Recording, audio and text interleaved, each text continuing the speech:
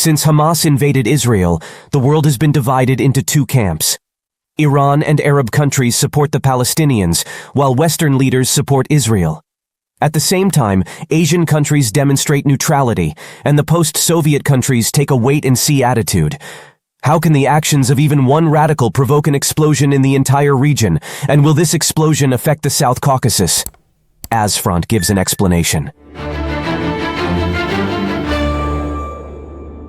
As of October 14th, a week after Hamas and Islamic Jihad invaded southern Israel, leaving more than 1,300 Israelis dead and more than 3,000 injured, the world is clearly divided into two camps. This has become particularly evident in recent days amid massive demonstrations in support of and against Israel in the Middle East, Europe, and America, as well as speeches by regional and world leaders. So far, the balance of power is as follows. At the official and at the grassroots levels, Iran is an active supporter of Hamas and Islamic Jihad. Arab countries support Palestinians. Many of them are outspoken against Israel. The political elites and broad masses of Yemen and Iraq are more radical. The ruling regimes of Jordan, Egypt, and the Maghreb countries are trying to balance while their streets is unambiguously stand by the Palestinians. The most neutral are the Sunni monarchies of the Persian Gulf, the UAE, Saudi Arabia, and Bahrain.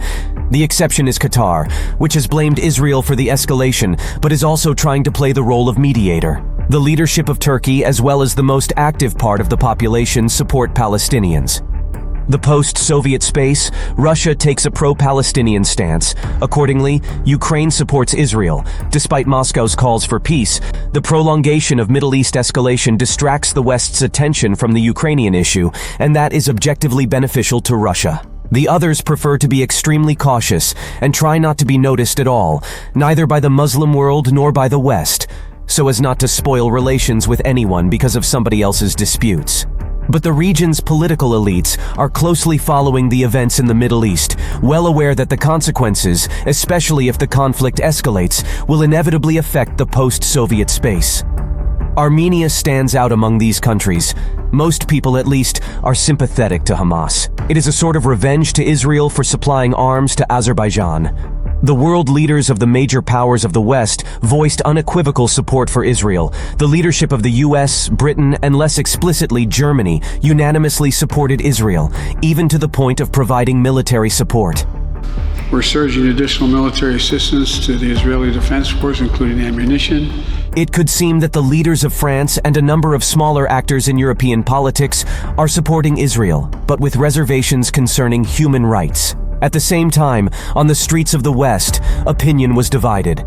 The speeches for Israel and the Palestinians are almost of similar scale.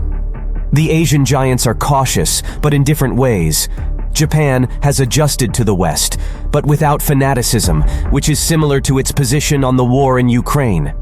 China is sort of officially neutral, but its reaction is more in line with the position of moderate Arab regimes.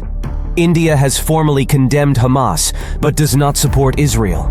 Obviously, with the beginning of the ground offensive in the Gaza Strip, with the inevitable mass casualties among the Palestinian civilian population, the balance of power, including countries of Europe and the political elites, especially in France, will begin to shift not in favor of Israel. But if the active phase of the conflict spreads to Lebanon, with the participation of Hezbollah, especially with the involvement of Iran, and thus the US, the geopolitical balance of power may change again.